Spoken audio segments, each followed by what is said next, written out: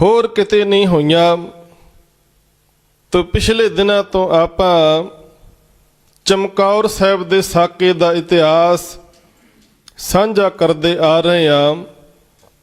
आओ उस लड़ी नूं अगे तोरीए, अपनी सुरत लै जाइए चमकौर दी गड़ी दे विच,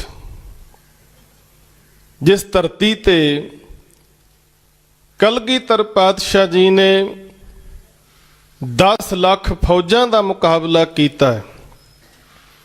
ते महाराज जफरनामे विच चीज़ लिख के गए ने कि एक पासे 40 सिंह वो भी कई दिनां दे भुखे ने, एक पासे 10 लाख दियां फौजां ने। ये असावी जंग है, कोई मुकाबला नहीं है। पर सच्चे पातशाह जी दे उन्हां महान योधियां सिरड़ी ਸਿੰਘਾਂ ने एक मिसाल कायम कीती है। एक एक सिंह ने 1.25 लाख का मुकाबला इस चमकौर की गढ़ी विच कीता है। सच्चे पातशाह जी दियां नज़रां दे सामने जाना तो प्यारे सिंह शहीद होए ने।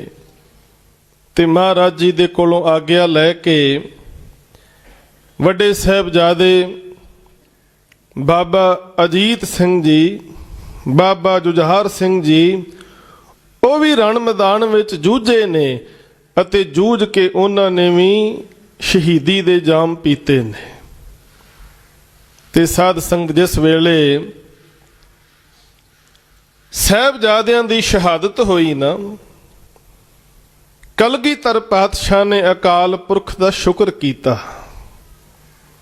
आखिया तेरा शुक्र है सच्चे पातशाह, ये तेरी अमानत सी, तैनू सौंप के मैं सुरखरू हो गया।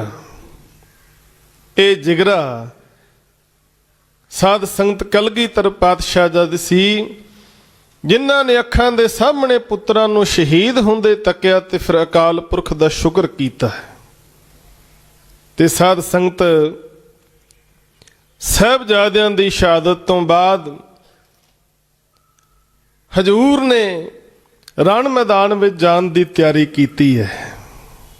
ते भाई दया सिंह नूं जदों पता लगा महाराज अपनी शमशीर नूं धार दे रहे ने, कहन लगे सच्चे पातशाह ये की? ते महाराज कहंदे मैं भी दया सिंघा रण मैदान विच जावांगा, मैं भी दुश्मनां दे नाल जाके युद्ध करांगा, मैं भी शहीद होवांगा। ते भाई दया सिंह ने गल विच पल्ला पा के महाराज नूं बेनती कीती, सच्चे पातशाह किरपा करो, आप रहमत करो, आप इस गढ़ी नूं छड्ड के चले जाओ। ते महाराज दया सिंह नूं कहंदे ने, दया सिंघा तू ये की कह रहा है कि मैं गढ़ी छड्ड के चलिया जावां? कहंदे ये संभव नहीं है, मैं भी कल दा दिन चढ़ेगा, जंग शुरू होएगा, मैं भी जाके दुश्मनां दे नाल 2-2 हथ करांगा। ते भाई दया सिंह ने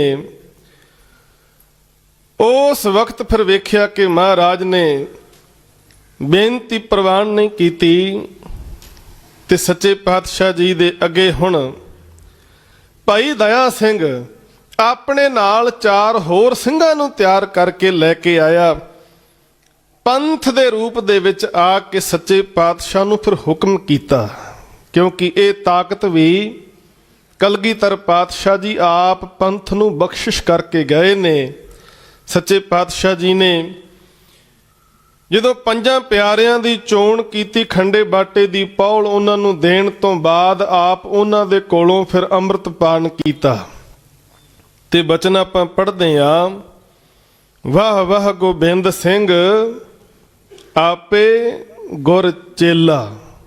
ਪਹਿਲਾਂ गुरु ਦੇ रूप ਦੇ ਵਿੱਚ खंडे बाटे ਦੀ पौल ਦੀ बख्शिश ਕੀਤੀ ਤੇ फिर आप चेले बन गए।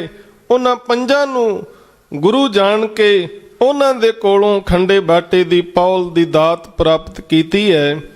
ते सच्चे पातशाह ने आखिया कि जिस तरह अज मैं खंडे बाटे दी पौल तैयार करके ये दात अगे वरताई है, ਅੱਜ ਤੋਂ ਬਾਅਦ 5 ਤਿਆਰ ਬਰ ਤਿਆਰ ਸਿੰਘ ਇਹ ਸਾਰੀ ਸੇਵਾ ਨਿਭਾਉਣਗੇ। ਇਹ ਤਾਕਤ ਮਹਾਰਾਜ ਪੰਥ ਨੂੰ ਬਖਸ਼ਿਸ਼ ਕਰਕੇ ਗਏ ਨੇ। ਅੱਜ ਪੰਥ ਦੇ ਰੂਪ ਦੇ ਵਿੱਚ ਸੱਚੇ ਪਾਤਸ਼ਾਹ ਜੀ ਨੂੰ ਹੁਕਮ ਲਾਇਆ ਗਿਆ ਕਿ ਆਪ ਗੜੀ ਛੱਡ ਕੇ ਚਲੇ ਜਾਓ, ਤੇ ਮਹਾਰਾਜ ਪੰਥ ਦਾ ਹੁਕਮ ਨਹੀਂ ਮੋੜ ਸਕਦੇ, ਕਿਉਂਕਿ ਸਾਰਾ ਕੁਝ ਕੁਰਬਾਨ ਹੀ ਮਹਾਰਾਜ ਨੇ ਪੰਥ ਦੇ ਵਾਸਤੇ ਕੀਤਾ ਏ। ਤੇ ਸੱਚੇ ਪਾਤਸ਼ਾਹ ਨੇ ਸਿਰ ਝੁਕਾ ਕੇ ਹੁਕਮ ਨੂੰ ਮੰਨਿਆ। ਤੇ ਉਸ ਵੇਲੇ ਇਤਿਹਾਸਕਾਰ ਕਹਿੰਦੇ ਨੇ ਸ਼ਾਮ ਦਾ ਵਕਤ ਸੀ, ਤੇ ਸੱਚੇ ਪਾਤਸ਼ਾਹ ਨੇ ਆਖਿਆ ਦੁਸ਼ਮਣਾਂ ਨੂੰ ਇਸ ਗੱਲ ਦਾ ਅਹਿਸਾਸ ਹੋਣਾ ਚਾਹੀਦਾ ਕਿ ਗੁਰੂ ਗੋਬਿੰਦ ਸਿੰਘ ਮਹਾਰਾਜ ਗੜੀ ਦੇ ਵਿੱਚ ਹੀ ਹਨ। ਇਸ ਵਾਸਤੇ ਸਤਿਗੁਰਾਂ ਦੇ ਚਿਹਰੇ ਮੋਹਰੇ ਦੇ ਨਾਲ ਕੱਦ ਕਾਠੀ ਨਾਲ ਮਿਲਦਾ ਜੁਲਦਾ ਇੱਕ ਸਿੰਘ ਭਾਈ ਸੰਗਤ ਸਿੰਘ, ਮਹਾਰਾਜ ਨੇ ਆਪਣੇ ਬਸਤਰ ਉਹਨੂੰ ਪਵਾ ਦਿੱਤੇ। ਉਹਦੇ ਸਿਰ ਦੇ ਉੱਪਰ ਸੱਚੇ ਪਾਤਸ਼ਾਹ ਨੇ ਆਪਣੀ ਕਲਗੀ ਸਜਾਈ। ਤੇ ਸਾਧ ਸੰਗਤ ਜਿਹੜੇ ਬਚਨ ਮਹਾਰਾਜ ਨੇ ਆਖੇ ਸੀ ਨਾ, ਇਨ ਗਰੀਬ ਸਿੱਖਣ ਕੋ ਦਿਉ ਪਾਤਸ਼ਾਹੀ, ਯਾਦ ਕਰੇ ਹਮਰੀ ਗੁਰਿਆਈ। ਸੱਚੇ ਪਾਤਸ਼ਾਹ ਨੇ ਵਾਕਿਆ ਹੀ ਗਰੀਬ ਸਿੱਖਾਂ ਨੂੰ ਪਾਤਸ਼ਾਹੀਆਂ ਬਖਸ਼ਿਸ਼ ਕੀਤੀਆਂ।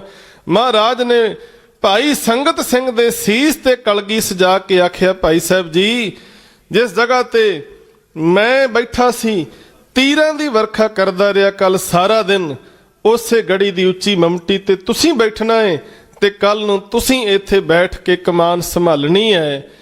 ਦੁਸ਼ਮਣਾਂ ਨੂੰ ਇਹ ਅਹਿਸਾਸ ਹੋਵੇ ਕਿ ਮਹਾਰਾਜ ਗੜੀ ਦੇ ਵਿੱਚ ਹੀ ਹਨ। ਇਧਰ ਸਾਧ ਸੰਗਤ ਸ਼ਾਮ ਦਾ ਵਕਤ ਹੋ ਗਿਆ, ਤੇ ਹਜੂਰ ਸੱਚੇ ਪਾਤਸ਼ਾਹ ਭਾਈ ਦਇਆ ਸਿੰਘ, ਭਾਈ ਧਰਮ ਸਿੰਘ ਅਤੇ ਭਾਈ ਮਾਨ ਸਿੰਘ, ਇਹਨਾਂ ਤਿੰਨਾਂ ਸਿੰਘਾਂ ਨੂੰ ਕਹਿੰਦੇ ਨੇ, ਸਿੰਘੋ ਤੁਸੀਂ ਵੀ ਸਾਡੇ ਨਾਲ ਗੜੀ ਵਿੱਚੋਂ ਬਾਹਰ ਨਿਕਲਣਾ ਹੈ। ਇੱਕ ਯੁੱਧ ਦੀ ਰਣਨੀਤੀ ਸੀ, ਤੇ ਮਹਾਰਾਜ ਕਹਿੰਦੇ ਅਸੀਂ ਲੁਕ ਕੇ ਨਹੀਂ ਜਾਣਾ, ਵੰਗਾਰ ਕੇ ਜਾਣਾ ਹੈ। ਜਦੋਂ ਹਜੂਰ ਗੜੀ ਵਿੱਚੋਂ ਬਾਹਰ ਨਿਕਲਣ ਲੱਗੇ ਨੇ, ਤੇ ਸੱਚੇ ਪਾਤਸ਼ਾਹ ਨੇ ਤਾੜੀ ਮਾਰ ਕੇ ਆਖਿਆ, ਪੀਰੇ ਹਿੰਦ ਮੇਰਵਦ, ਪੀਰੇ ਹਿੰਦ ਮੇਰਵਦ। ਮਹਾਰਾਜ ਨੇ ਜਦੋਂ ਤਾੜੀ ਮਾਰੀ ਤੇ ਦੁਸ਼ਮਣਾਂ ਦੇ ਵਿੱਚ ਭਾਜੜਾਂ ਪੈ ਗਈਆਂ ਕਿ ਹਿੰਦ ਦਾ ਪੀਰ ਜਾ ਰਿਹਾ ਏ, ਜਿਹਦੇ ਵਿੱਚ ਤਾਕਤ ਆ ਕੇ ਫੜ ਲਓ। ਤੇ ਸਾਧ ਸੰਗਤ ਇੱਧਰ ਬਣਾਈ ਹੋਈ ਨੀਤੀ ਦੇ ਤਹਿਤ ਇੱਕ ਪਾਸੇ ਹਜੂਰ ਨੇ ਤਾੜੀ ਮਾਰ ਕੇ ਪੀਰੇ ਹਿੰਦ ਮੇਰਵਦ ਸ਼ਬਦ ਆਖੇ, ਇੱਕ ਪਾਸੇ ਭਾਈ ਦਇਆ ਸਿੰਘ ਨੇ ਇਹ ਸ਼ਬਦ ਉਚਾਰੇ, ਇੱਕ ਪਾਸੇ ਭਾਈ ਧਰਮ ਸਿੰਘ ਨੇ ਤੇ ਚੌਥੇ ਪਾਸਿਓਂ ਭਾਈ ਮਾਨ ਸਿੰਘ ਨੇ ਵੀ ਇਹੋ ਹੀ ਆਵਾਜ਼ ਮਾਰੀ ਕਿ ਪੀਰੇ ਹਿੰਦ ਮੇਰਵਦ। ਹੁਣ ਦੁਸ਼ਮਣਾਂ ਦੇ ਵਿੱਚ ਭਾਜੜਾਂ ਪੈ ਗਈਆਂ ਕਿ ਹਿੰਦ ਦਾ ਪੀਰ ਜਾ ਰਿਹਾ ਏ, ਗੁਰੂ ਗੋਬਿੰਦ ਸਿੰਘ ਜਾ ਰਿਹਾ, ਪਰ ਪਤਾ ਨਹੀਂ ਕਿਹੜੇ ਪਾਸੇ ਜਾ ਰਿਹਾ ਏ।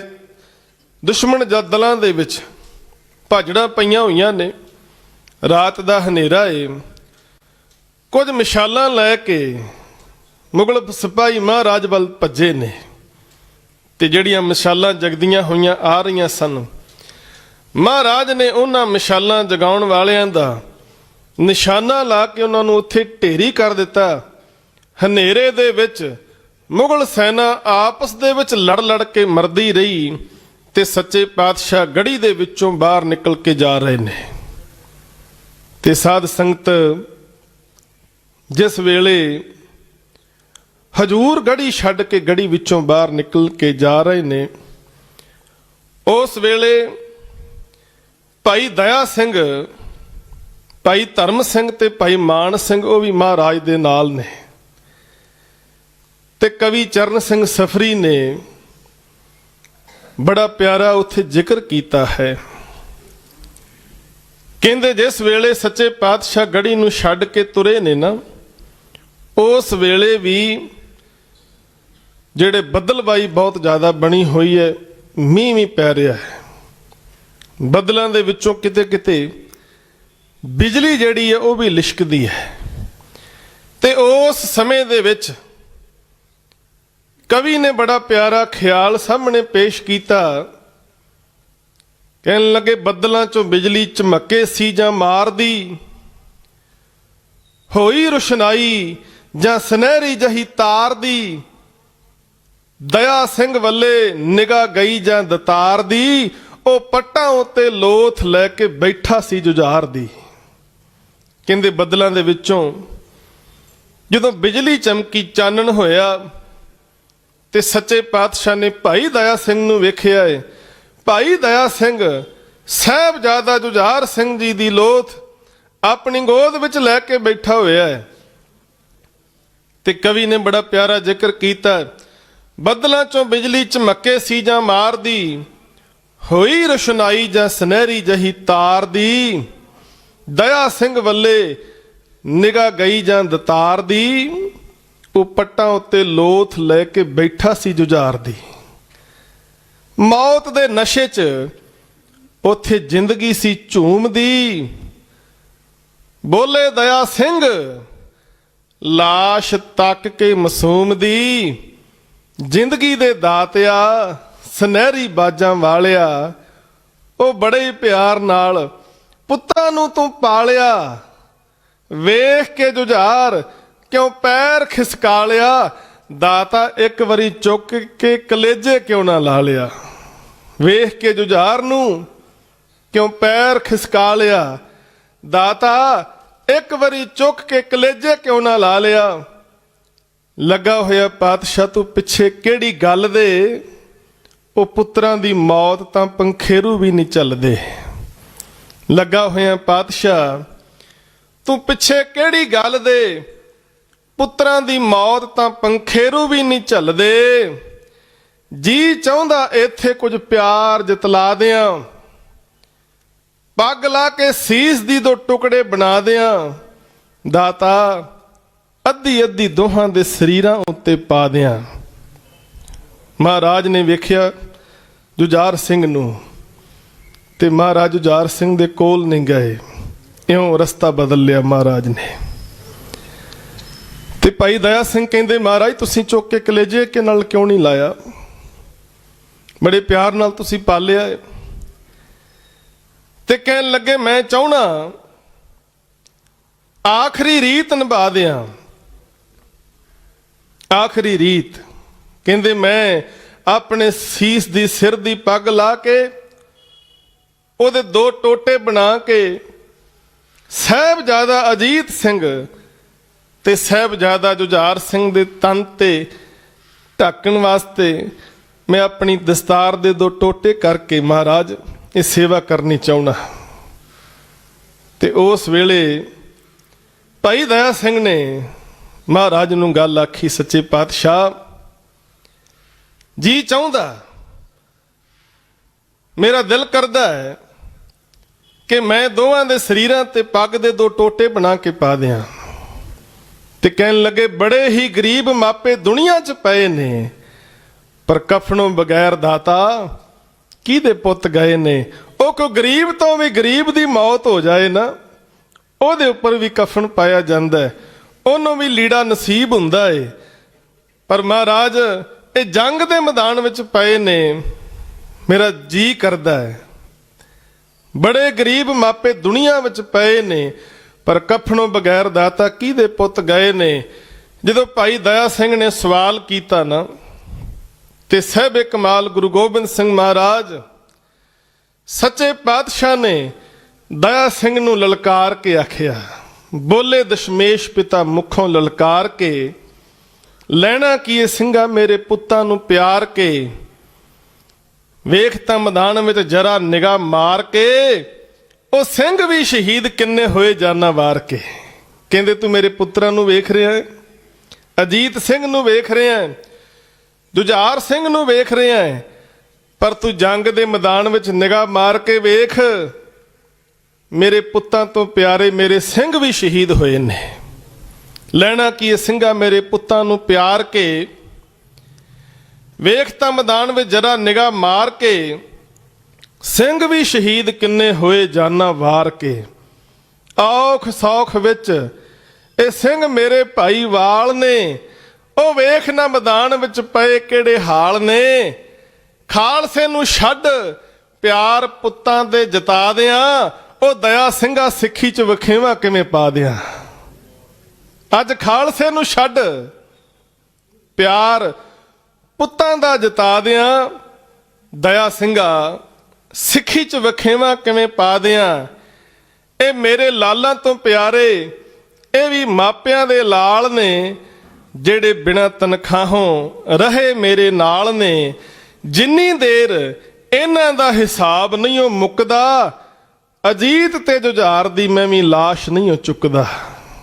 ਜਿੰਨੀ ਦੇਰ ਇਹਨਾਂ ਦਾ ਹਿਸਾਬ ਨਹੀਂ ਉਹ ਮੁੱਕਦਾ, ਅਜੀਤ ਤੇ ਜੁਝਾਰ ਦੀ ਮੈਂ ਵੀ ਲਾਸ਼ ਨਹੀਂ ਉਹ ਚੁੱਕਦਾ। ਦਇਆ ਸਿੰਘਾ ਮੋਹ ਵਾਲੇ ਤਿਨਕੇ ਤਰੋੜ ਦੇ, ਅਜੀਤ ਤੇ ਜੁਝਾਰ ਦਾ ਖਿਆਲ ਇੱਥੇ ਛੋੜ ਦੇ। ਉਹ ਪੰਥ ਦੇ ਸ਼ਹੀਦ ਨਹੀਂ ਉਹ ਕਫਨਾਂ ਨੂੰ ਲੋੜ ਦੇ, ਤੂੰ ਇਹਦਾ ਹੀ ਦਮਾਲਾ ਇਹਦੇ ਮੁਖ ਉੱਤੇ ਓੜ ਦੇ। ਕਹਿੰਦੇ ਜਿਨ੍ਹਾਂ ਨੇ ਪੰਥ ਵਾਸਤੇ ਕੌਮ ਵਾਸਤੇ ਸ਼ਹਾਦਤਾਂ ਦੇਣੀਆਂ ਨੇ, ਉਹ ਇਸ ਆਸ ਨਾਲ ਨਹੀਂ ਸ਼ਹੀਦੀਆਂ ਦਿੰਦੇ ਕਿ ਕੱਲ ਨੂੰ ਕੌਮ ਸਾਡਾ ਸਤਿਕਾਰ ਕਰੇਗੀ ਜਾਂ ਨਹੀਂ। ਉਹਨਾਂ ਸ਼ਹੀਦੀਆਂ ਦਾ ਆਪਣੇ ਆਪ ਹੀ ਸਤਿਕਾਰ ਹੁੰਦਾ ਹੈ। ਦੁਨੀਆ ਉਹ ਚਰਨ ਧੂੜ ਮੱਥੇ ਨਾਲ ਲਾਉਂਦੀ ਹੈ ਜਿਨ੍ਹਾਂ ਰਾਹਾਂ ਤੋਂ ਕੌਮ ਦੇ ਸ਼ਹੀਦ ਲੰਘ ਕੇ ਆਉਂਦੇ ਨੇ। ਕਹਿੰਦੇ ਪੰਥ ਦੇ ਸ਼ਹੀਦ ਨਹੀਂ ਹੋ ਕਫਨਾਂ ਨੂੰ ਲੋੜ ਦੇ, ਤੂੰ ਇਹਦਾ ਹੀ ਦਮਾਲਾ ਇਹਦੇ ਮੁਖ ਉੱਤੇ ਓੜ ਦੇ।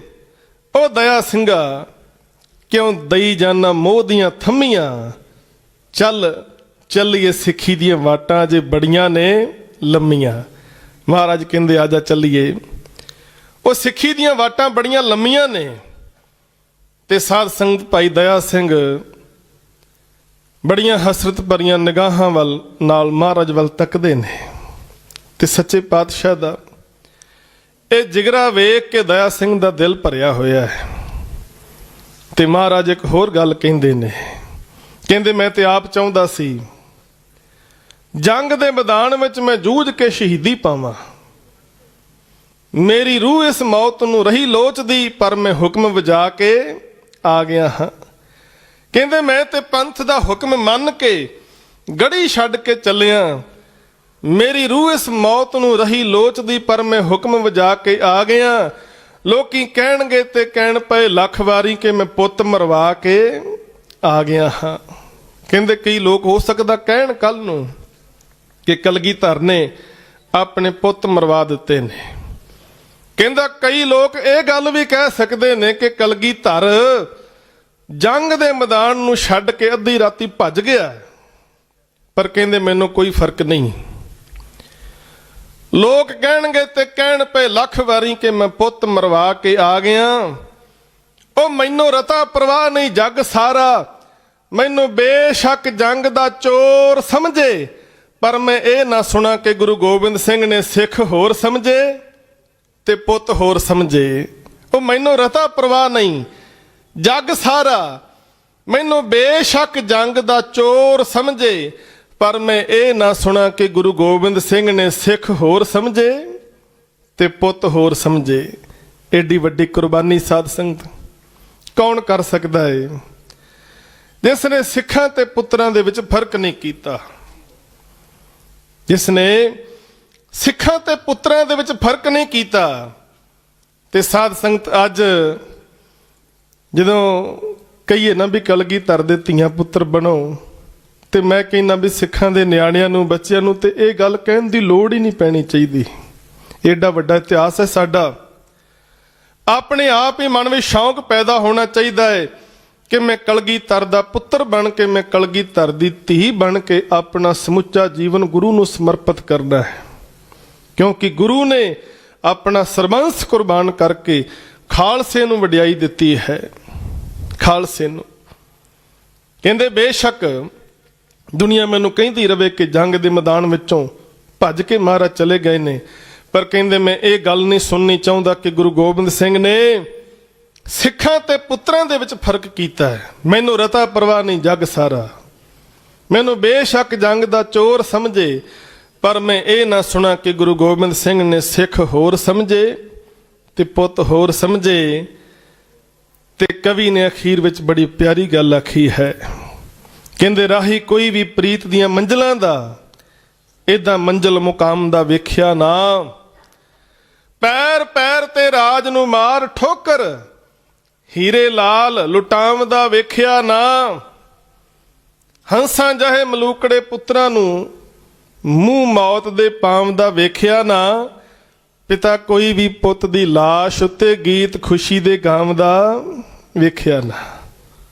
ਹੰਸਾਂ ਜਹੇ ਮਲੂਕੜੇ ਪੁੱਤਰਾਂ ਨੂੰ ਮੂੰਹ ਮੌਤ ਦੇ ਪਾਵਦਾ ਵੇਖਿਆ ਨਾ। ਪਿਤਾ ਕੋਈ ਵੀ ਪੁੱਤ ਦੀ ਲਾਸ਼ ਉੱਤੇ ਗੀਤ ਖੁਸ਼ੀ ਦੇ ਗਾਵਦਾ ਵੇਖਿਆ ਨਾ। ਮਹਾਰਾਜ ਭਾਈ ਦਇਆ ਸਿੰਘ ਨੂੰ ਕਹਿੰਦੇ, ਦਇਆ ਸਿੰਘਾ ਚੱਲ ਚੱਲੀਏ, ਸਿੱਖੀ ਦੀਆਂ ਵਾਟਾਂ ਜੇ ਬੜੀਆਂ ਲੰਮੀਆਂ ਨੇ। ਤੇ ਸਾਧ ਸੰਗਤ ਮਹਾਰਾਜ ਇਹਨਾਂ ਸਿੰਘਾਂ ਨੂੰ ਸਮਝਾਉਂਦੇ ਨੇ, ਤਾਰਿਆਂ ਦੀ ਸੇਧ ਦੇ ਨਾਲ ਕਿਵੇਂ ਤੁਸੀਂ ਪੱਛਮ ਵਾਲੇ ਪਾਸੇ ਨੂੰ ਜਾਣਾ ਹੈ। ਮਹਾਰਾਜ ਜਦੋਂ ਤੁਰਦੇ ਨੇ, ਸੱਚੇ ਪਾਤਸ਼ਾਹ ਨੇ ਪੈਰਾਂ ਵਿੱਚੋਂ ਜੋੜਾ ਵੀ ਲਾ ਦਿੱਤਾ ਕਿ ਜੰਗ ਦੇ ਮੈਦਾਨ ਵਿੱਚ ਮੇਰੇ ਸਿੰਘ ਜਿਹੜੇ ਨੇ ਸ਼ਹੀਦ ਹੋਏ ਨੇ ਤੇ ਸਿੰਘਾਂ ਦੀਆਂ ਦਸਤਾਰਾਂ ਸਿਰੋਂ ਲਹਿ ਗਈਆਂ ਹੋਣਗੀਆਂ, ਸਿੰਘਾਂ ਦੇ ਉਸਕ ਦਾ ਕੇਸ ਖਿਲਰੇ ਹੋਣ। ਕਿਤੇ ਮੇਰੇ ਪੈਰਾਂ ਦਾ ਜੋੜਾ ਮੇਰੇ ਸਿੱਖਾਂ ਦੀਆਂ ਦਸਤਾਰਾਂ ਦੇ ਨਾਲ, ਸਿੱਖਾਂ ਦੇ ਕੇਸਾਂ ਨਾਲ ਨਾ ਲੱਗ ਜਾਏ। ਸੱਚੇ ਪਾਤਸ਼ਾਹ ਨੇ ਜੋੜਾ ਵੀ ਲਾ ਦਿੱਤਾ। ਤੇ ਮੁਆਫ ਕਰਨਾ, ਅੱਜ ਸਿੱਖ ਘਰਾਣਿਆਂ ਦੇ ਵਿੱਚ ਪੈਦਾ ਹੋਏ ਬੱਚੇ ਉਹ ਨਾਈ ਦੀ ਦੁਕਾਨ ਤੇ ਜਾ ਕੇ ਜਿਹੜੇ ਕੇਸ ਕਤਲ ਕਰਾ ਕੇ ਤੁਸੀਂ ਗੰਦੀ ਨਾਲੀ ਵਿੱਚ ਸੁੱਟ ਦਿੰਦੇ ਹੋ, ਉਹਨਾਂ ਕੇਸਾਂ ਦੀ ਖਾਤਰ ਮੇਰੇ ਸੱਚੇ ਪਾਤਸ਼ਾਹ ਨੇ ਪੈਰਾਂ ਦਾ ਜੋੜਾ ਲਾ ਕੇ ਮਹਾਰਾਜ ਗੜੀ ਦੇ ਵਿੱਚੋਂ ਨੰਗੇ ਪੈਰੀ ਮਾਛੀਵਾੜੇ ਨੂੰ ਗਏ ਨੇ। ਜਰਾ ਸੋਚ ਕੇ ਵੇਖਿਓ, ਇਸ ਗੱਲ ਨੂੰ ਮਹਿਸੂਸ ਕਰਿਓ, ਕਿੱਡਾ ਅਦਬ ਸਤਿਕਾਰ ਕੇਸਾਂ ਦਾ ਕੀਤਾ ਮਹਾਰਾਜ ਨੇ। ਸੱਚੇ ਪਾਤਸ਼ਾਹ ਗੜੀ ਦੇ ਵਿੱਚੋਂ ਜਦੋਂ ਬਾਹਰ ਨਿਕਲੇ, ਪੈਰਾਂ ਵਿੱਚ ਜੋੜਾ ਵੀ ਨਹੀਂ ਹੈ, ਸਿਰ ਤੇ ਕਲਗੀ ਤੋੜਾ ਵੀ ਨਹੀਂ ਹੈ। ਅੱਜ ਮਹਾਰਾਜ ਕੋਲ ਨੀਲਾ ਘੋੜਾ ਵੀ ਨਹੀਂ ਹੈ, ਸੱਚੇ ਪਾਤਸ਼ਾਹ ਦੇ ਹੱਥ ਤੇ ਬਾਜ ਵੀ ਨਹੀਂ ਹੈ। ਮਹਾਰਾਜ ਤੁਰੇ ਜਾ ਰਹੇ ਨੇ, ਰਾਤ ਦਾ ਹਨੇਰਾ ਹੈ, ਪੋਹ ਦੀ ਠੰਡ ਹੈ ਤੇ ਸਾਧ ਸੰਗਤ ਰਸਤਾ ਜਿਹੜਾ ਹੈ ਬੜਾ ਵਿਖੜਾ ਹੈ। ਸੱਚੇ ਪਾਤਸ਼ਾਹ ਦੇ ਪੈਰਾਂ ਦੇ ਵਿੱਚ ਕੰਡੇ ਚੁਭੇ, ਠੰਡ ਦੇ ਨਾਲ ਪੈਰ ਨੀਲੇ ਹੋ ਗਏ ਨੇ, ਪੈਰਾਂ ਵਿੱਚ ਛਾਲੇ ਪੈ ਗਏ ਨੇ। ਸੱਚੇ ਪਾਤਸ਼ਾਹ ਜੀ ਚਲਦਿਆਂ ਚਲਦਿਆਂ ਜਦੋਂ ਮਾਛੀਵਾੜੇ ਦੀ ਧਰਤੀ ਤੇ ਪਹੁੰਚੇ ਨੇ ਨਾ, ਮਾਛੀਵਾੜਾ ਇੱਕ ਜੰਗਲ ਸੀ ਇੱਥੇ, ਜਿੱਥੇ ਗੁਰਦੁਆਰਾ ਚਰਨ ਕਮਲ ਸਾਹਿਬ ਬਣਿਆ ਹੋਇਆ ਹੈ। ਇਸ ਜੰਗਲ ਦੇ ਵਿੱਚ ਗੁਲਾਬਾ ਅਤੇ ਪੰਜਾਬਾ ਮਸੰਦ ਉਹਨਾਂ ਦਾ ਬਾਗ ਵੀ ਹੈ। ਇੱਥੇ ਇੱਕ ਖੂਹ ਸੀ ਤੇ ਸੱਚੇ ਪਾਤਸ਼ਾਹ ਜੀ ਉਸ ਖੂਹ ਦੇ ਕੋਲ ਪਹੁੰਚੇ ਨੇ। ਉਸ ਖੂਹ ਦੇ ਵਿੱਚੋਂ ਮਹਾਰਾਜ ਨੇ ਟਿੰਡ ਦੇ ਨਾਲ ਪਾਣੀ ਕੱਢ ਕੇ ਤੇ ਜਲ ਛਕਿਆ। ਪਾਣੀ ਪੀਣ ਤੋਂ ਬਾਅਦ ਮਹਾਰਾਜ ਉਸੇ ਟਿੰਡ ਦਾ ਸਿਰਹਾਣਾ ਲਾ ਕੇ ਕੁਝ ਦੇਰ ਦੇ ਲਈ ਸੱਚੇ ਪਾਤਸ਼ਾਹ ਜੀ ਆਰਾਮ ਕਰਨ ਵਾਸਤੇ ਲੇਟ ਗਏ ਨੇ। ਤੇ ਮਹਾਰਾਜ ਦੇ ਜਿਹੜੇ ਬਸਤਰ ਨੇ ਨਾ, ਉਹ ਕੰਡਿਆਲੀਆਂ ਝਾੜੀਆਂ ਦੇ ਨਾਲ ਬਸਤਰ ਜਿਹੜੇ ਨੇ ਉਹ ਪਾਟੇ ਹੋਏ ਨੇ। ਪੈਰ ਜਿਹੜੇ ਛਾਲੇ ਪਏ, ਪੈਰਾਂ ਵਿੱਚ ਕੰਡੇ ਚੁਭੇ ਨੇ, ਨੀਲੇ ਹੋ ਚੁੱਕੇ, ਪੈਰਾਂ ਵਿੱਚੋਂ ਖੂਨ ਸਿਮ ਰਿਹਾ। ਇਧਰ ਸੱਚੇ ਪਾਤਸ਼ਾਹ ਜੀ ਦੇ ਸਿੱਖ ਭਾਈ ਦਇਆ ਸਿੰਘ, ਭਾਈ ਧਰਮ ਸਿੰਘ, ਭਾਈ ਮਾਨ ਸਿੰਘ ਮਹਾਰਾਜ ਨੂੰ ਲੱਭਦੇ ਹੋਏ ਇਸ ਧਰਤੀ ਤੇ ਪਹੁੰਚੇ ਨੇ। ਤੇ ਸਾਧ ਸੰਗਤ ਸਿਰ ਝੁਕਦਾ ਇਹਨਾਂ ਸਿੱਖਾਂ ਦੀ ਕੁਰਬਾਨੀ ਅੱਗੇ ਵੀ, ਜਿਹੜੇ ਹਰ ਔਖੇ ਤੇ ਸੌਖੇ ਸਮੇਂ ਮਹਾਰਾਜ ਦੇ ਨਾਲ ਰਹੇ ਨੇ। ਅੱਜ ਸਾਡੇ ਤੇ ਮਾੜੀ ਜੀ ਬਿਪਤਾ ਪੈ ਜਾਏ, ਅਸੀਂ ਗੁਰੂ ਦਾ ਦਰ ਹੀ ਛੱਡ ਦਿੰਦੇ ਆ। ਮਾੜੀ ਜੀ ਬਿਪਤਾ ਪੈ ਜਾਏ, ਇਹ ਵੀ ਸਿੱਖ ਕਿਤੇ ਸਾਡੇ ਵਰਗੇ ਹੁੰਦੇ ਤੇ ਇਹਨਾਂ ਆਖਣਾ ਸੀ ਜੀ ਸਾਨੂੰ ਤੇ ਮਹਾਰਾਜ ਦਾ ਪਤਾ ਨਹੀਂ ਲੱਗਾ ਕਿਹੜੇ ਪਾਸੇ ਚਲੇ ਗਏ ਨੇ, ਚਲੋ ਹੌਲੀ ਹੌਲੀ ਆਪਣੇ ਘਰ ਹੀ ਨਿਕਲ ਚੱਲੀਏ। ਇਹ ਸਿੰਘ ਮਹਾਰਾਜ ਨੂੰ ਲੱਭਦੇ ਹੋਏ ਤਾਰਿਆਂ ਦੀ ਦੱਸੀ ਹੋਈ ਦਿਸ਼ਾ ਦੇ ਮੁਤਾਬਕ ਇਸ ਧਰਤੀ ਤੇ ਪਹੁੰਚ ਗਏ ਨੇ। ਤੇ ਮਹਾਰਾਜ ਇਸ ਬਾਗ ਦੇ ਵਿੱਚ ਟਿੰਡ ਦਾ ਸਿਰਹਾਣਾ ਲਾ ਕੇ, ਹੱਥ ਵਿੱਚ ਸ਼ਮਸ਼ੀਰ ਲੈ ਕੇ ਮਹਾਰਾਜ ਲੇਟੇ ਹੋਏ ਨੇ। ਤੇ ਸੱਚੇ ਪਾਤਸ਼ਾਹ ਜੀ ਦੇ ਸੱਜੇ ਅੰਗੂਠੇ ਦੇ ਵਿੱਚ ਗੁਲਸਤਰਾਨ ਸੀ, ਉਹ ਛੱਲਾ ਸੀ। ਜਿਹਦੇ ਨਾਲ ਮਹਾਰਾਜ ਤੀਰ ਚਲਾਇਆ ਕਰਦੇ ਸਨ ਖਿੱਚ ਕੇ। ਤੀਰ ਜਦੋਂ ਤੰਦੀ ਤੇ ਚਾੜ ਕੇ ਖਿੱਚਿਆ ਜਾਂਦਾ ਹੈ ਉਸ ਵੇਲੇ ਬਹੁਤ ਜ਼ਿਆਦਾ ਜ਼ੋਰ ਬਲ ਲਾਇਆ ਜਾਂਦਾ ਹੈ, ਤੇ ਸੱਚੇ ਪਾਤਸ਼ਾਹ ਜੀ ਦੀ ਜਿਹੜੀ ਕਮਾਨ ਹੈ ਉਹਦੇ ਤੇ ਜਿਹੜਾ ਤੀਰ ਮਹਾਰਾਜ ਚਾੜ ਕੇ ਚਲਾਉਂਦੇ ਸੀ, ਜਿਵੇਂ 2.25 ਕੁਇੰਟਲ ਭਾਰ ਚੁੱਕਣਾ ਹੋਵੇ ਇੰਨਾ ਬਲ ਲਾਉਣਾ ਪੈਂਦਾ ਸੀ। ਤੇ ਫਿਰ ਮਹਾਰਾਜ ਤੀਰ ਛੱਡਦੇ ਸਨ। ਇੱਕ ਇੱਕ ਤੀਰ ਸੱਚੇ ਪਾਤਸ਼ਾਹ ਜੀ ਦਾ 4-4 ਛਾਤੀਆਂ ਚੀਰ ਕੇ ਵੀ ਸੁੱਕਾ ਲੰਘ ਜਾਂਦਾ ਸੀ। ਉਹ ਛੱਲਾ ਜਿਹੜਾ ਸੀ ਨਾ ਉਹਦੇ ਵਿੱਚ ਹੀਰੇ ਲੱਗੇ ਸੀ, ਉਹ ਦੂਰੋਂ ਚਮਕ ਰਿਹਾ ਹੈ। ਤੇ ਸਾਧ ਸੰਗਤ ਇਹ ਤਿੰਨੇ ਸਿੰਘ ਇਕੱਠੇ ਹੋ ਗਏ ਇਸ ਗੁਲਾਬੇ ਤੇ ਪੰਜਾਬੇ ਦੇ ਬਾਗ ਦੇ ਵਿੱਚ ਜਿੱਥੇ ਮਹਾਰਾਜ ਪਏ ਨੇ। ਗੁਲਾਬੇ ਦਾ ਨੌਕਰ ਆਇਆ, ਇਹਨੇ ਵੇਖਿਆ ਕਿ ਕੋਈ ਬਾਗ ਵਿੱਚ ਲੰਮਾ ਪਿਆ ਹੋਇਆ ਸੁੱਤਾ ਹੋਇਆ। ਇਹਨੇ ਸਿੰਘਾਂ ਨੂੰ ਵੀ ਵੇਖਿਆ, ਆਖਿਆ ਤੁਹਾਡੇ ਵੇਸ ਵਾਲਾ ਇੱਕ ਹੋਰ ਸਿੱਖ ਉੱਥੇ ਬਾਗ ਵਿੱਚ ਹੈ। ਕਹਿੰਦੇ ਤਿੰਨੇ ਸਿੰਘ ਭੱਜ ਕੇ ਮਹਾਰਾਜ ਦੇ ਕੋਲ ਜਾਂਦੇ ਨੇ। ਜਦੋਂ ਕੋਲ ਗਏ ਸੱਚੇ ਪਾਤਸ਼ਾਹ ਜੀ ਦੇ, ਤੇ ਭਾਈ ਦਇਆ ਸਿੰਘ ਨੇ ਇਸ਼ਾਰਾ ਕੀਤਾ, ਕਹਿਣ ਲੱਗੇ ਕੋਈ ਦੇਰ ਰੁਕ ਜਾਓ, ਮਹਾਰਾਜ ਆਰਾਮ ਕਰ ਰਹੇ ਨੇ। ਆਰਾਮ। ਤੇ ਸਾਧ ਸੰਗਤ 6 ਤੇ 7 ਪੋਹ ਦੀ ਦਰਮਿਆਨੀ ਰਾਤ ਨੂੰ ਸੱਚੇ ਪਾਤਸ਼ਾਹ ਨੇ ਅਨੰਦਪੁਰ ਸਾਹਿਬ ਨੂੰ ਛੱਡਿਆ। ਸਾਰੀ ਰਾਤ ਸਫ਼ਰ ਕੀਤਾ। ਅਗਲਾ ਸਾਰਾ ਦਿਨ ਚੜ੍ਹਿਆ। ਸਾਰਾ ਦਿਨ ਮਹਾਰਾਜ ਯੁੱਧ ਕਰਦੇ ਰਹੇ, ਸਫ਼ਰ ਕਰਦੇ ਰਹੇ। ਚਮਕੌਰ ਦੀ ਕੱਚੀ ਗੜੀ ਦੇ ਵਿੱਚ ਆ ਕੇ ਵੀ ਸੱਚੇ ਪਾਤਸ਼ਾਹ ਜੀ ਸਿੰਘਾਂ ਨੂੰ ਆਰਾਮ ਕਰਨ ਵਾਸਤੇ ਕਹਿੰਦੇ ਨੇ। ਆਪ ਮਹਾਰਾਜ ਨੇ ਆਰਾਮ ਨਹੀਂ ਕੀਤਾ, ਆਪ ਉਹਨਾਂ ਸਿੰਘਾਂ ਦੀ ਪਹਿਰੇਦਾਰੀ ਕਰਦੇ ਰਹੇ। ਉਹਨਾਂ ਸਿੰਘਾਂ ਦੇ ਸਿਰਾਂ ਤੋਂ ਡਿੱਗੇ ਹੋਏ ਸਾਫਿਆਂ ਨੂੰ ਸੰਭਾਲ ਕੇ ਰੱਖਦੇ ਰਹੇ। ਉਹਨਾਂ ਸਿੰਘਾਂ ਦੇ ਕੇਸਾਂ ਨੂੰ ਜੋ ਮਿੱਟੀ ਲੱਗ ਗਈ ਸੀ ਸੁੱਤੇ ਹੋਇਆਂ, ਉਹ ਝਾੜ ਕੇ ਸਾਫ਼ ਕਰਦੇ ਰਹੇ। ਉਹਨਾਂ ਸਿੰਘਾਂ ਦੇ ਹੱਥ ਚੁੰਮਦੇ ਨੇ, ਗਲ ਨੂੰ ਚੁੰਮਦੇ ਨੇ। ਉਹਨਾਂ ਸਿੰਘਾਂ ਦੇ ਜਾ ਕੇ ਕਦਮਾਂ ਦੇ ਕੋਲ ਬਹਿ ਕੇ ਜੋਗੀ ਅੱਲਾ ਯਾਰ ਖਾਂ ਲਿਖਦੇ, ਮਹਾਰਾਜ ਨੇ ਚਰਨਾਂ ਨੂੰ ਵੀ ਚੁੰਮਿਆ। ਮਹਾਰਾਜ ਨੇ ਗੜੀ ਦੇ ਵਿੱਚ ਵੀ ਆਰਾਮ ਨਹੀਂ ਕੀਤਾ। ਅਗਲਾ ਸਾਰਾ ਦਿਨ ਗੜੀ ਦੇ ਵਿੱਚ ਸੱਚੇ ਪਾਤਸ਼ਾਹ ਜੀ ਦੁਸ਼ਮਣਾਂ ਦਾ ਮੁਕਾਬਲਾ ਕਰਦੇ ਰਹੇ। ਤੇ ਸ਼ਾਮ ਦੇ ਵਕਤ ਗੜੀ ਛੱਡ ਕੇ ਜਦੋਂ ਰਾਤ ਨੂੰ ਚੱਲੇ, ਸਾਰੀ ਰਾਤ ਮਹਾਰਾਜ ਚੱਲਦੇ ਰਹੇ। ਇੰਨਾ ਲੰਬਾ ਸਫ਼ਰ ਕੀਤਾ ਮਹਾਰਾਜ ਨੇ, ਕਈ ਦਿਨਾਂ ਦਾ ਉਨੀਂਦਰਾ, ਬਹੁਤ ਲੰਮੇਰਾ ਸਫ਼ਰ, ਕਈ ਦਿਨਾਂ ਦੀ ਭੁੱਖ ਤੇ ਪਿਆਸ ਹੈ। ਤੇ ਭਾਈ ਦਇਆ ਸਿੰਘ ਕਹਿਣ ਲੱਗੇ, ਮਹਾਰਾਜ ਆਰਾਮ ਕਰਦੇ ਨੇ, ਰੁਕ ਜਾਓ, ਸੱਚੇ ਪਾਤਸ਼ਾਹ ਨੂੰ ਆਰਾਮ ਕਰ ਲੈਣ ਦਿਓ।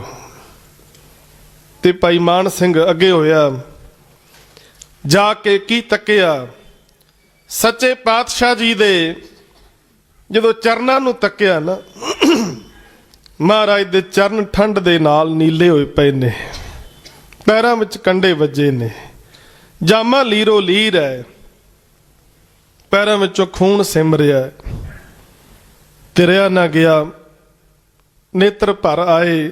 ਸੱਚੇ ਪਾਤਸ਼ਾਹ ਅਨੰਦਪੁਰ ਸਾਹਿਬ ਦੀ ਧਰਤੀ ਤੇ ਜਦੋਂ ਤੁਸੀਂ ਮਹਾਰਾਜ ਬੈਠਦੇ ਸੀ ਤਖਤ ਦੇ ਉੱਪਰ, ਤੇ 1.25 ਲੱਖ ਦੀ ਚੌਂਕੀ ਚੰਦਨ ਦੀ ਤੁਹਾਡੇ ਥੱਲੇ ਮੁਬਾਰਕ ਚਰਨਾਂ ਦੇ ਹੁੰਦੀ ਸੀ, ਜਿਹਦੇ ਉੱਪਰ ਤੁਸੀਂ ਚਰਨ ਟਿਕਾਉਂਦੇ ਸੀ। ਤੁਹਾਡੇ ਸੀਸ ਤੇ ਪ੍ਰਸਾਦੀ ਹਾਥੀ ਚੌਰ ਕਰਿਆ ਕਰਦਾ ਸੀ। ਪਰ ਅੱਜ ਸੱਚੇ ਪਾਤਸ਼ਾਹ ਤੁਸੀਂ ਮਾਛੀਵਾੜੇ ਦੇ ਜੰਗਲ ਵਿੱਚ ਸੁੱਤੇ ਹੋਏ ਹੋ।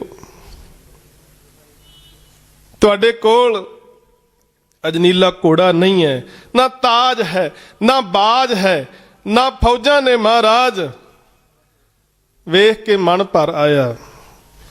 ਤੇ ਸੱਚੇ ਪਾਤਸ਼ਾਹ ਜੀ ਦੇ ਚਰਨ ਜਿਹੜੇ ਸੀ ਉਹ ਫੜ ਲਏ ਆਪਣੇ ਹੱਥ ਵਿੱਚ। ਜਦੋਂ ਮਹਾਰਾਜ ਦੇ ਚਰਨਾਂ ਨੂੰ ਛੂਹਿਆ, ਸੱਚੇ ਪਾਤਸ਼ਾਹ ਜੀ ਇੱਕਦਮ ਬੜੀ ਫੁਰਤੀ ਦੇ ਨਾਲ ਹੱਥ ਵਿੱਚ ਸ਼ਮਸ਼ੀਰ ਲੈ ਕੇ ਉੱਠੇ। ਉੱਠ ਕੇ ਵੇਖਿਆ ਮਹਾਰਾਜ ਨੇ ਤਿੰਨਾਂ ਸਿੰਘਾਂ ਨੂੰ ਵਾਰੀ-ਵਾਰੀ ਸੱਚੇ ਪਾਤਸ਼ਾਹ ਨੇ ਗਲ ਵਕੜੀ ਪਾ ਕੇ ਗਲ ਨਾ ਲਾਇਆ, ਸੀਨੇ ਨਾ ਲਾਇਆ। ਤੇ ਸਾਧ ਸੰਗਤ ਸੋਚ ਕੇ ਵੇਖਿਓ, ਜੰਗ ਦੇ ਮੈਦਾਨ ਵਿੱਚ ਸੱਚੇ ਪਾਤਸ਼ਾਹ ਨੇ ਆਪਣੇ ਪੁੱਤਰਾਂ ਨੂੰ ਸੀਨੇ ਨਾਲ ਨਹੀਂ ਲਾਇਆ, ਉਹਨਾਂ ਨੂੰ ਛੱਡ ਕੇ ਆ ਗਏ ਨੇ। ਪਰ ਇੱਥੇ ਭਾਈ ਦਇਆ ਸਿੰਘ ਨੂੰ ਅੱਜ ਘੁੱਟ ਕੇ ਸੀਨੇ ਨਾਲ ਲਾਇਆ, ਭਾਈ ਧਰਮ ਸਿੰਘ ਨੂੰ ਸੀਨੇ ਨਾਲ ਲਾਇਆ, ਭਾਈ ਮਾਨ ਸਿੰਘ ਨੂੰ ਸੀਨੇ ਨਾਲ ਲਾਇਆ। ਆਖਿਆ ਸਿੰਘੋ ਆ ਗਏ ਹੋ? ਇਹਨਾਂ ਸਿੰਘਾਂ ਨੇ ਆਖਿਆ ਹਾਂ ਮਹਾਰਾਜ, ਅਸੀਂ ਤੁਹਾਡੀ ਦੱਸੀ ਹੋਈ ਦਿਸ਼ਾ ਦੇ ਮੁਤਾਬਕ ਇਹਨਾਂ ਤਾਰਿਆਂ ਦੀ ਸੇਧ ਵਿੱਚ ਮਹਾਰਾਜ ਆਏ ਹਾਂ। ਮਹਾਰਾਜ ਆਪ ਜੀ ਦੇ ਮੁਬਾਰਕ ਚਰਨਾਂ ਦੇ ਵਿੱਚ ਬੜੇ ਜ਼ਖਮ ਹੋ ਗਏ ਨੇ। ਸੱਚੇ ਪਾਤਸ਼ਾਹ ਜੀ ਨੇ ਆਖਿਆ ਕੋਈ ਗੱਲ ਨਹੀਂ ਸਿੰਘੋ, ਪਰਵਾਹ ਨਾ ਕਰੋ। ਤੇ ਮਹਾਰਾਜ ਨੇ ਜਦੋਂ ਜ਼ਫਰਨਾਮਾ ਲਿਖਿਆ ਨਾ, ਜ਼ਫਰਨਾਮੇ ਦੇ ਵਿੱਚ ਸੱਚੇ ਪਾਤਸ਼ਾਹ ਔਰੰਗਜ਼ੇਬ ਨੂੰ ਲਿਖਦੇ ਨੇ, ਕਹਿੰਦੇ ਔਰੰਗਜ਼ੇਬ ਤੂੰ 10 ਲੱਖ ਦੀਆਂ ਫੌਜਾਂ ਭੇਜੀਆਂ ਸਨ ਚਮਕੌਰ ਦੀ ਗੜੀ ਦੇ ਵਿੱਚ ਕਿ ਗੁਰੂ ਗੋਬਿੰਦ ਸਿੰਘ ਨੂੰ ਫੜ ਕੇ ਲੈ ਆਓ। ਕਹਿੰਦੇ ਤੇਰੀਆਂ 10 ਲੱਖ ਦੀਆਂ ਭੇਜੀਆਂ ਫੌਜਾਂ ਚਮਕੌਰ ਦੀ ਗੜੀ ਵਿੱਚ ਮੇਰਾ ਵਾਲ ਵੀ ਵਿੰਗਾ ਨਹੀਂ ਕਰ ਸਕੀਆਂ। ਜ਼ਫਰਨਾਮੇ ਵਿੱਚ ਮਹਾਰਾਜ ਲਿਖਦੇ ਨੇ, ਕਹਿੰਦੇ ਨਾ ਪਿਚੇਦਾ ਮੂਹੇ ਕਹਿੰਦੇ ਮੁਬਾਰਕ ਕੇਸਾਂ ਨੂੰ, ਕਹਿੰਦੇ ਉਹ ਫੌਜਾਂ ਮੇਰਾ ਵਾਲ ਵੀ ਵਿੰਗਾ ਨਹੀਂ ਕਰ ਸਕੀਆਂ। ਨਾ ਰਣਜੀਤ ਤਨ, ਕਹਿੰਦੇ ਨਾ ਮੇਰੇ ਤਨ ਤੇ ਕੋਈ ਝਰੀਟ ਆਈ, ਕੋਈ ਖਰੋਚ ਆਈ। ਵੇਖੋ ਭਾਵੇਂ ਸੱਚੇ ਪਾਤਸ਼ਾਹ ਜੀ ਰਾਤ ਦੇ ਹਨੇਰੇ ਵਿੱਚ ਸਫ਼ਰ ਕਰਦੇ ਨੇ, ਬੜਾ ਤਨ ਨੂੰ ਕਸ਼ਟ ਆਇਆ ਹੋਵੇਗਾ, ਪਰ ਜੋ ਨਰ ਦੁੱਖ ਮੈਂ ਦੁੱਖ ਨਹੀਂ ਮਾਨੈ, ਸੁਖ ਸਨੇਹਰ ਭੈ ਨਹੀਂ ਜਾ ਕੇ ਕੰਚਨ ਮਾਟੀ ਮਾਨੇ। ਇਸ ਸ਼ਬਦ ਦੇ ਅਰਥ ਕਰਕੇ ਮਹਾਰਾਜ ਨੇ ਦੁਨੀਆ ਦੇ ਸਾਹਮਣੇ ਰੱਖੇ ਨੇ ਵੀ ਦੁੱਖ ਦੇ ਵਿੱਚ ਵੀ ਦੁੱਖ ਨਹੀਂ ਮੰਨਿਆ, ਸੁਖ ਸਨੇਹਰ ਭੈ ਨਹੀਂ ਜਾ ਕੇ ਕੰਚਨ ਮਾਟੀ ਮਾਨੇ। ਤੇ ਕੰਮ ਹੈ ਬੜਾ ਔਖਾ, ਹੈ ਬੜਾ ਔਖਾ, ਕਹਿਣਾ ਸੌਖਾ ਹੈ। ਸਾਹਿਬ ਕਹਿੰਦੇ ਨੇ ਗੁਰੂ ਤੇਗ ਬਹਾਦਰ ਸਾਹਿਬ ਜੀ, ਜਨ ਨਾਨਕ ਇਹ ਖੇਲ ਕਠਨ ਹੈ, ਕਿਨਹੂ ਗੁਰਮੁਖ ਜਾਨਾ। ਇਹ ਖੇਡ ਹੈ ਬੜੀ ਔਖੀ ਸਾਧ ਸੰਗਤ। ਉੱਥੇ ਫਿਰ ਸੱਚੇ ਪਾਤਸ਼ਾਹ ਜੀ ਜਦੋਂ ਸਿੰਘਾਂ ਨੂੰ ਮਿਲੇ ਤੇ ਇਤਿਹਾਸਕਾਰ ਕਹਿੰਦੇ ਨੇ ਫਿਰ ਮਹਾਰਾਜ ਜੀ ਚਰਨ ਜਿਹੜੇ ਸਨ ਨੀਲੇ ਹੋ ਚੁੱਕੇ ਨੇ, ਸੁੱਜ ਚੁੱਕੇ ਨੇ। ਤੇ ਸੱਚੇ ਪਾਤਸ਼ਾਹ ਜੀ ਨੂੰ ਸਿੰਘਾਂ ਨੇ ਫਿਰ ਆਪਣੇ ਮੋਢਿਆਂ ਤੇ ਚੁੱਕ ਲਿਆ। ਫਿਰ ਖੂਹ ਦੇ ਕੋਲ ਗਏ ਨੇ, ਉਥੋਂ ਫਿਰ ਜਲ ਕੱਢ ਕੇ ਜਲ ਛਕਿਆ ਏ। ਇਧਰ ਗੁਲਾਬੇ ਦਾ ਨੌਕਰ ਘਰੇ ਪਹੁੰਚ ਗਿਆ ਤੇ ਜਾ ਕੇ ਦੱਸਿਆ, ਘਰੇ ਜਾ ਕੇ ਗੁਲਾਬਾ ਤੇ ਪੰਜਾਬਾ ਗੁਰੂ ਕੇ ਮਸੰਦ ਸਨ, ਪਰ ਹੁਣ ਇਹ ਆਪਣੀ ਕਿਰਤਕਾਰ ਕਰਨ ਲੱਗ ਪਏ। ਇਹਨਾਂ ਨੇ ਮਸੰਦ ਦੀ ਜੋ ਸੇਵਾ ਸੀ ਉਹ ਛੱਡ ਦਿੱਤੀ ਸੀ, ਪਰ ਫਿਰ ਵੀ ਗੁਰੂ ਨੂੰ ਮਿਲਦੇ ਰਹੇ ਨੇ। ਬੜਾ ਸਤਿਕਾਰ ਇਹਨਾਂ ਦੇ ਦਿਲਾਂ ਦੇ ਵਿੱਚ ਸੀ। ਜਦੋਂ ਜਾ ਕੇ ਗੁਲਾਬੇ ਦੇ ਨੌਕਰ ਨੇ ਘਰੇ ਜਾ ਕੇ ਖਬਰ ਦਿੱਤੀ ਨਾ ਕਿ ਮਹਾਰਾਜ ਬਾਗ ਦੇ ਵਿੱਚ ਆਏ ਨੇ, ਕੋਈ ਨੂਰਾਨੀ ਚਿਹਰਾ ਏ। ਅਜੇ ਉਹਨੂੰ ਖਬਰ ਨਹੀਂ ਸੀ ਕਿ ਗੁਰੂ ਗੋਬਿੰਦ ਸਿੰਘ ਮਹਾਰਾਜ।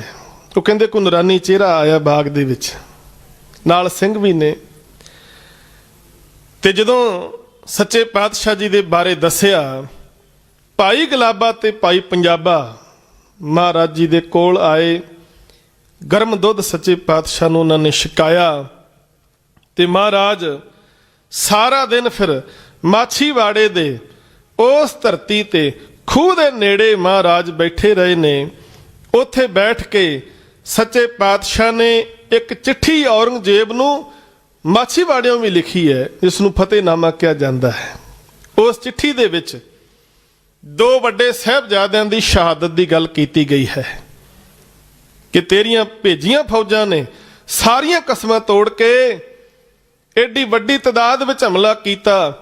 ਮੇਰੇ 2 ਪੁੱਤ ਸ਼ਹੀਦ ਹੋ ਗਏ ਅੱਖਾਂ ਦੇ ਸਾਹਮਣੇ, ਪਰ ਔਰੰਗਜ਼ੇਬ ਤੂੰ ਪਰਵਾਹ ਨਾ ਕਰ, ਜੋ ਮਰਜ਼ੀ ਕਰ ਲੈ, ਮੈਂ ਕਦੇ ਵੀ ਤੇਰੇ ਅੱਗੇ ਝੁਕਾਂਗਾ ਨਹੀਂ, ਤੇਰੀ ਈਣ ਨਹੀਂ ਮੰਨਾਂਗਾ, ਤੇਰੇ ਜ਼ੁਲਮੀ ਰਾਜ ਦੀ ਜੜ ਪੁੱਟ ਕੇ ਸਾਹ ਲਵਾਂਗੇ।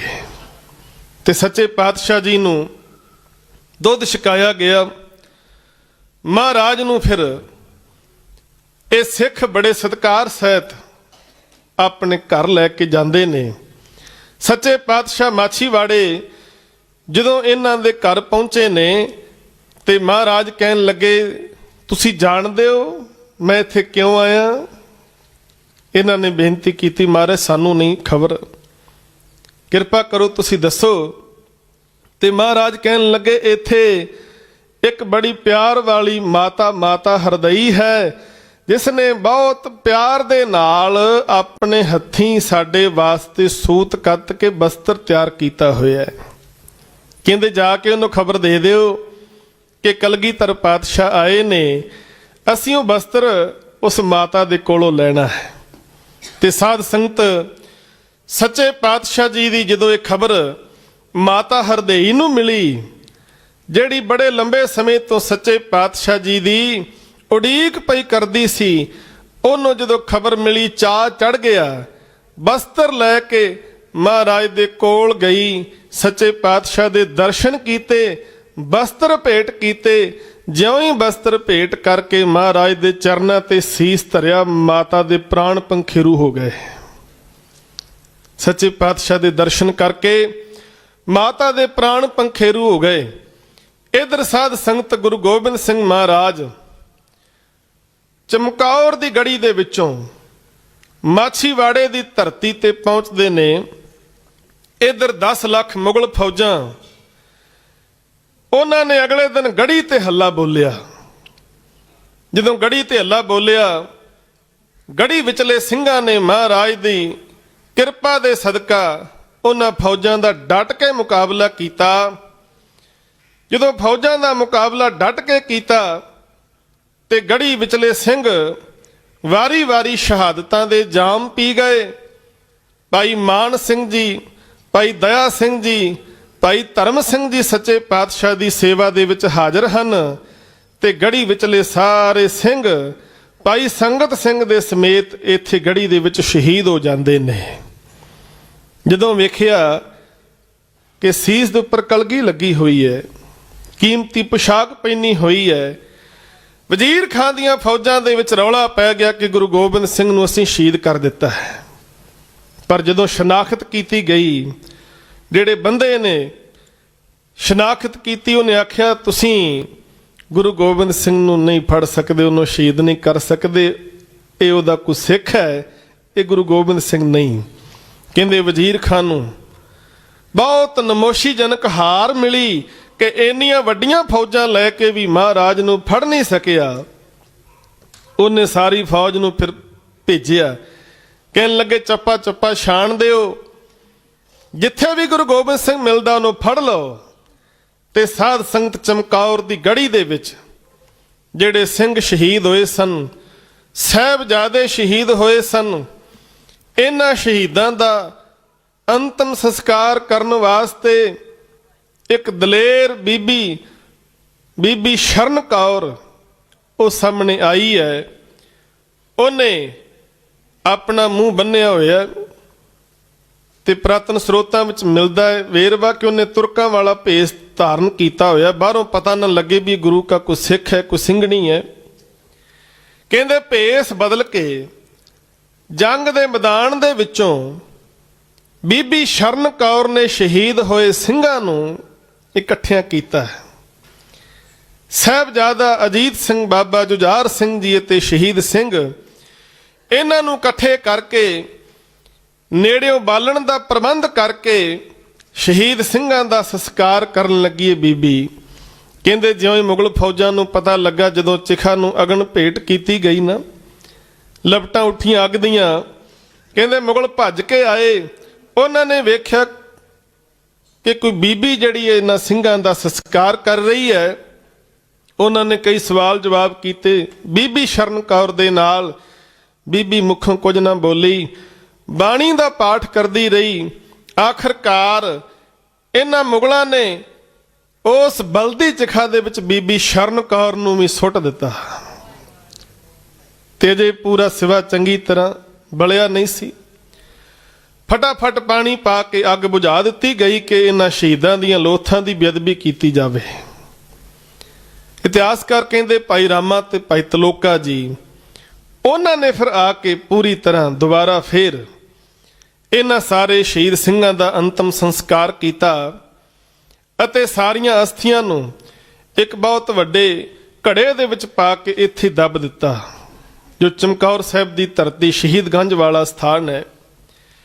ਇਸ ਸਥਾਨ ਦੇ ਉੱਪਰ ਬੇਲੇ ਦਾ ਇੱਕ ਸਰਦਾਰ ਹਰਦਿਆਲ ਸਿੰਘ, ਉਹ ਆਪਣੇ ਹੱਥੀਂ ਆ ਕੇ ਸੇਵਾ ਕਰਿਆ ਕਰਦਾ ਸੀ। ਪਰ ਉਹਨੂੰ ਉਸ ਸਥਾਨ ਦਾ ਪਤਾ ਨਹੀਂ ਸੀ ਲੱਗ ਰਿਹਾ ਜਿੱਥੇ ਸ਼ਹੀਦਾਂ ਦੀਆਂ ਅਸਥੀਆਂ ਜਿਹੜੀਆਂ ਨੇ ਉਹ ਰੱਖੀਆਂ ਹੋਈਆਂ ਨੇ। ਮਨ ਦੇ ਵਿੱਚ ਬੜੀ ਇੱਛਾ ਸੀ ਕਿ ਪਤਾ ਲੱਗੇ, ਉੱਥੇ ਯਾਦਗਾਰ ਕਾਇਮ ਕੀਤੀ ਜਾਏ। ਤੇ ਸਾਧ ਸੰਗਤ ਜਿਸ ਦਿਨ ਲੱਭਦਿਆਂ ਉਹ ਅਸਥੀਆਂ, ਉਹ ਘੜਾ ਮਿਲਿਆ ਤੇ ਗੁਰੂ ਗੋਬਿੰਦ ਸਿੰਘ ਦਾ ਸ਼ੁਕਰ ਕੀਤਾ।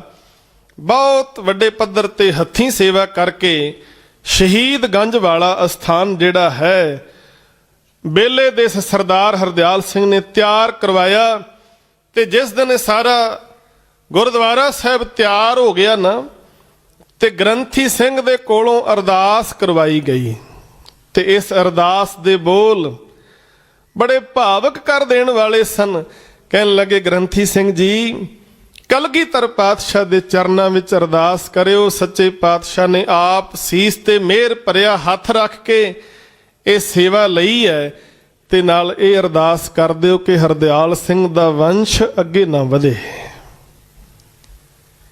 ਜਦੋਂ ਅਰਦਾਸ ਹੋਈ, ਗ੍ਰੰਥੀ ਸਿੰਘ ਨੇ ਅਰਦਾਸ ਕੀਤੀ ਕਿ ਆਪ ਜੀ ਨੇ ਬਹੁਤ ਕਿਰਪਾ ਕਰਕੇ ਸੇਵਾ ਲਈ ਹੈ, ਤੇ ਹਰਦਿਆਲ ਸਿੰਘ ਉਹਦੀ ਵੰਸ਼ ਮਹਾਰਾਜ ਅੱਗੇ ਨਾ ਵਧੇ। ਇਹ ਅਰਦਾਸ ਕੀਤੀ, ਸਾਰੀਆਂ ਸੰਗਤਾਂ ਵੀ ਭਾਵੁਕ ਹੋ ਗਈਆਂ। ਕਹਿਣ ਲੱਗੀਆਂ, ਭਾਈ ਸਾਹਿਬ ਜੀ, ਤੁਸੀਂ ਇਹ ਅਰਦਾਸ ਮਹਾਰਾਜ ਦੇ ਚਰਨਾਂ ਵਿੱਚ ਕਿਉਂ ਕੀਤੀ ਹੈ? ਤੇ ਬੇਲੇ ਦੇ ਉਸ ਸਰਦਾਰ ਹਰਦਿਆਲ ਸਿੰਘ ਦੇ ਬਚਨ ਸਨ। ਕਹਿਣ ਲੱਗੇ, ਜਿਸ ਗੁਰੂ ਗੋਬਿੰਦ ਸਿੰਘ ਮਹਾਰਾਜ ਨੇ ਸਰਬੰਸ ਕੁਰਬਾਨ ਕਰ ਦਿੱਤਾ ਪੰਥ ਦੀ ਖਾਤਰ, ਇਹ ਤੇ ਬੜੀ ਛੋਟੀ ਜੀ ਸੇਵਾ ਮੈਨੂੰ ਕਰਨ ਦਾ ਸੁਭਾਗ ਮਿਲਿਆ ਏ। ਪਰ ਕਿਤੇ ਇਹ ਨਾ ਹੋਵੇ ਕੱਲ ਨੂੰ ਮੇਰੀ ਔਲਾਦ ਆ ਕੇ ਦਾਅਵਾ ਕਰ ਦੇਵੇ ਕਿ ਜਿਹੜਾ ਸ਼ਹੀਦ ਗੰਜ ਵਾਲਾ ਸਥਾਨ ਬਣਿਆ ਏ ਇਹ ਸਾਡੇ ਵਡੇਰਿਆਂ ਨੇ ਬਣਾਇਆ ਏ, ਕਿਤੇ ਉਹ ਆਪਣਾ ਦਾਅਵਾ ਨਾ ਕਰਨ ਇੱਥੇ ਆ ਕੇ। ਇਸ ਕਰਕੇ ਮੈਂ ਅਰਦਾਸ ਕੀਤੀ ਕਿ ਮੇਰੀ ਵੰਸ਼ ਅੱਗੇ ਨਾ ਵਧੇ। ਤੇ ਸੱਚਮੁੱਚ ਸਰਦਾਰ ਹਰਦਿਆਲ ਸਿੰਘ ਦੇ ਘਰ ਕੋਈ ਔਲਾਦ ਵੀ ਨਹੀਂ ਹੋਈ। ਉਹਨਾਂ ਨੇ ਇਹ ਸੇਵਾ ਆਪਣੇ ਹੱਥੀਂ ਕੀਤੀ। ਉਹਨਾਂ ਮਹਾਨ ਕੁਰਬਾਨੀਆਂ ਨੂੰ ਇਹ ਸੇਵਾ ਕਰਕੇ ਸਜਦਾ ਕੀਤਾ। ਤੇ ਗੁਰੂ ਗੋਬਿੰਦ ਸਿੰਘ ਮਹਾਰਾਜ, ਜਿਨ੍ਹਾਂ ਦੇ ਬਾਰੇ ਜੋਗੀ ਅੱਲਾ ਯਾਰ ਖਾਂ ਲਿਖਦੇ ਨੇ, इंसाफ करे जी मैं जमाना तो कह दो, गुरु गोबिंद सिंह का कुसानी ही नहीं है, करतार की सुगंध है, नानक की कसम है, जितनी भी हो तारीफ गुरु गोबिंद सिंह की वो कम है। कहते जिन्नी भी तारीफ करिए उन्नी थोड़ी है। गुरु गोबिंद सिंह महाराज जिन्हां दे बारे जोगी अल्लाह यार खां लिखते ने, कहते महाराज तुहाडी हस्ती बड़ी वड्डी है, शब्द छोटे पै जाते ने, तुहाडी उपमा बयान करन लगिया ते कहते ने महाराज तुहाडा रुतबा बड़ा वड्डा है, अल्लाह है गनी। कहते तू साडे वास्ते पाक पवित्र अल्लाह परमेश्वर हैं। कहन लगे महाराज तुसीं एडी वड्डी हस्ती हो, तुहाडे दर्शन करिया 10 गुरुआं दे दर्शन हुंदे ने, तुहाडे दर्शन करन दे नाल जन्म मरण दे गेड़ मुकदे ने। ते सच्चे पातशाह जी दे आपां सारे शुक्रगुजार होइए जिस सतगुरु ने अपनी कुर्बानी दे के सरबंस कुर्बान करके सानू अपने धीआं पुत्र बनाया, खालसे नू मान बख्शिश कीता है। ते साध संगत अज बहुत वड्डी लोड़ है, असीं हर साल ये शहीदी पुरब मनाउंदे आ, हर साल उन्हां मरजीवड़े ਸਿੰਘਾਂ ਨੂੰ याद करदे आ, साहिबजादियां ਨੂੰ याद करदे आ। ये पुरब मनाए साडे तां सफला होणगे जदों असीं सच्चे पातशाह जी दे दरसाए मार्ग ते चल पवांगे। पीवो पौल खंडे धार होए जन्म सुहेला, वाह वाह गोबिंद सिंह आपे गुरचेला। अज लोड़ है सच्चे पातशाह जी की बख्शिश की हुई मर्यादा, खंडे बाटे की पौल लईए, बाणी बाणे दे धारनी बणीए, ऊड़े जूड़े की संभाल करिए, पंजाबी पढ़िए, गुरमुखी पढ़ के गुरबाणी पढ़ के अपने इतिहास नाल जुड़िए, आप इतिहास तो जाणू होइए, अपने बच्चों नूं इतिहास दे नाल जोड़िए, तां ਸਾਡੇ ਇਹ ਪੁਰਬ ਮਨਾਏ ਸਫਲਾ ਹੋਣਗੇ। ਸਮੇਂ ਦੀ ਸਮਾਪਤੀ ਹੈ। ਬੋਲਦਿਆਂ ਵਿਚਾਰਾਂ ਕਰਦਿਆਂ ਹੋਈਆਂ ਬੇਅੰਤ ਭੁੱਲਾਂ ਖਿਮਾ ਕਰਨੀਆਂ। ਮਹਾਨ ਸ਼ਹੀਦਾਂ ਨੂੰ ਕੋਟ ਕੋਟ ਪ੍ਰਣਾਮ ਕਰਦੇ ਹਾਂ ਜੀ। ਗੱਜ ਕੇ ਫਤਿਹ ਬੁਲਾਓ। ਵਾਹਿਗੁਰੂ ਜੀ ਕਾ ਖਾਲਸਾ, ਵਾਹਿਗੁਰੂ ਜੀ ਕੀ ਫਤਿਹ। ਵਾਹਿਗੁਰੂ ਜੀ ਕਾ ਖਾਲਸਾ, ਵਾਹਿਗੁਰੂ ਜੀ ਕੀ ਫਤਿਹ। ਵਾਹਿਗੁਰੂ